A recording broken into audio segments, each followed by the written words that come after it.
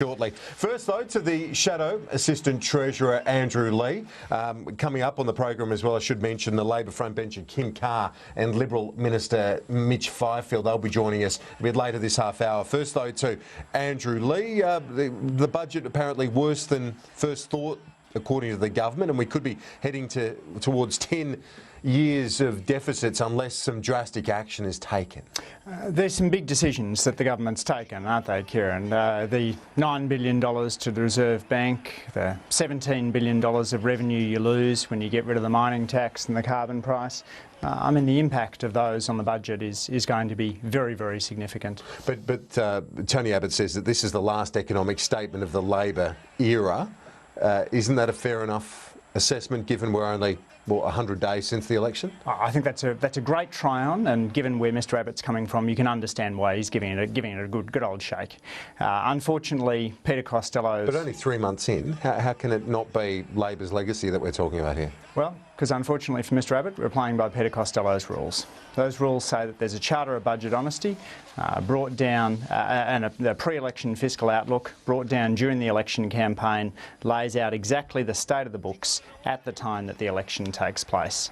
And the reason that Peter Costello put those rules into place was very simple. It's to avoid exactly this kind of trick, the kind of attempt to find spiders in the cupboard that Mr Abbott's been going on with, and Mr Hockey as well.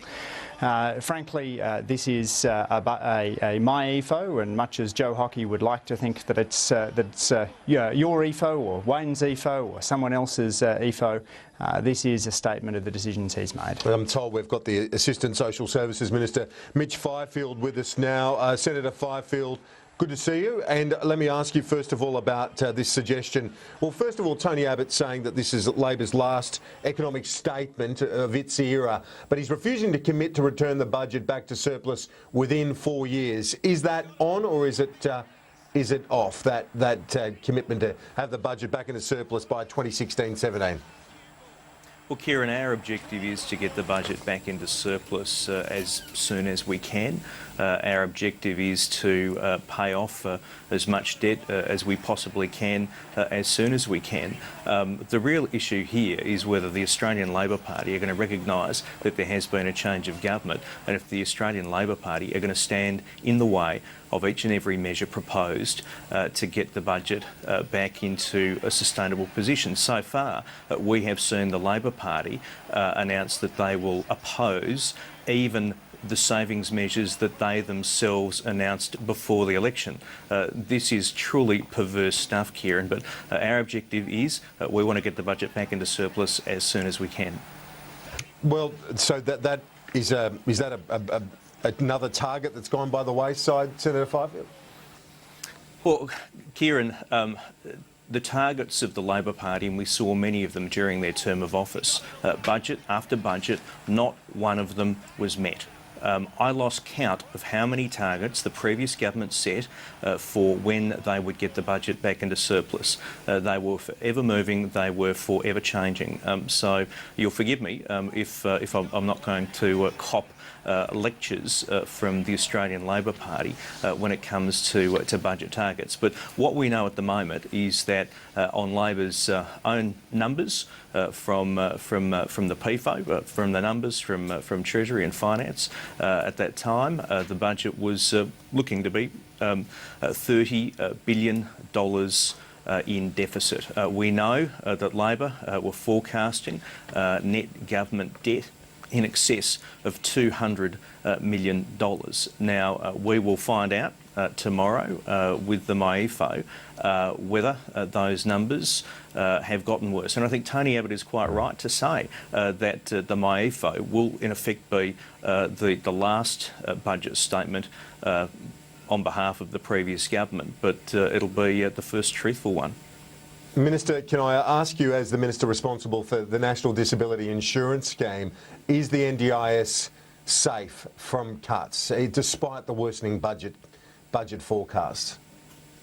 Kieran, we have made clear, and I'll state it again today, that we will honour the announced spending on the NDIS. We are, even as I speak now, in the process of honouring and delivering the bilateral agreements that have been reached between the Commonwealth and the other jurisdictions. Tony Abbott is very personally committed to seeing the NDIS delivered, and that's what we're going to do.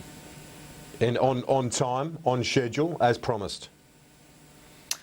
Kieran, we are honouring, and it's our intention to do so, the bilateral agreements with the other jurisdictions, and they lay out the time frame. Okay, that's we can see on the side of our screen there, Prime Minister Abbott, along with Sarah Henderson, the member for Corangamite, elected on September 7 for that seat which runs along the Great Ocean Road, and we'll have that news conference for you in a moment. Andrew Leigh, well, in fact, Tony Abbott's getting to the microphone now. Let's take you there. On the Great Ocean Road. With me this morning, Andrew Leigh and Mitch Fifield. Much smaller discussion than we've normally got, of course, because of the Prime Minister's news conference. But he says tomorrow they'll be starting to outline the fiscal problem and start to fix it. The economic ramifications of decisions made by Labor will remain. As an economist, isn't that a fair enough argument? Decisions made in government are obviously going to have ramifications for years into the future. It can't be fixed overnight. Well, the budget was set down before the election. That pre-election fiscal outlook is the baseline that Mr Abbott's inheriting.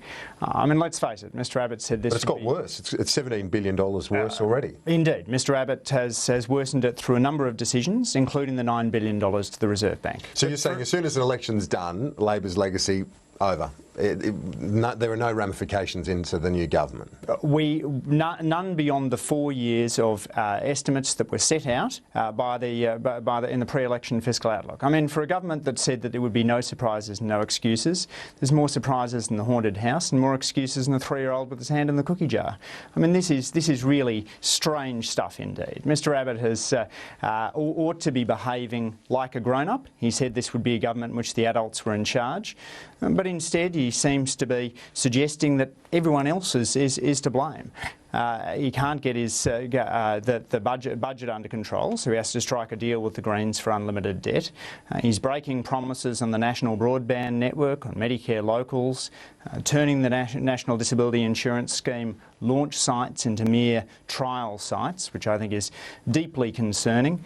What was a budget emergency has turned into unlimited debt under Joe Hockey's watch. I want to bring in Mitch Fifield now. We heard a lot from the Prime Minister on the economic issue. I want to ask you about something he was also asked about on same-sex marriage, Senator Fifield. Given the comments made by Malcolm Turnbull yesterday, he thinks there is a reasonable prospect there could be a conscience vote for the Liberal Party this parliamentary term on same-sex marriage. What's your view on it? What do you think the overall mood of the party room is on this issue? Well, if a bill comes before the Parliament, our party room will consider it. And I think we need to distinguish between the issue of conscience votes and free votes. In a sense, every vote in the Parliament for a Liberal is a conscience vote. Unlike the Labor Party, we don't have automatic expulsion if you don't vote according to the party line. So every vote for a Liberal is in effect a conscience vote. There's the issue of free votes. Now, a free vote arises where the party doesn't have a stated position, and for there to be a free vote in relation to same-sex marriage bill, our party room would need to declare that there was not a Liberal Party position. So if a bill comes to the Parliament, it will come to our party room, and our party room will consider that at that stage. And obviously, do you have a view one way or the other on whether it will or not? We've only got about 30 seconds left, but just quickly. Look, I honestly don't know. Our party has had a clear position over a long period of time to support the status quo when it comes to the Marriage Act. This matter, if it arises, will be considered by our party room. Senator Fifield and Andrew Leigh, apologies for the shorter discussion, but as I say, the Prime Minister intervened. No worries, Kieran. Have a good day. That's all for our chat on the first half of the program this morning. We'll have more of AIM Agenda after the break.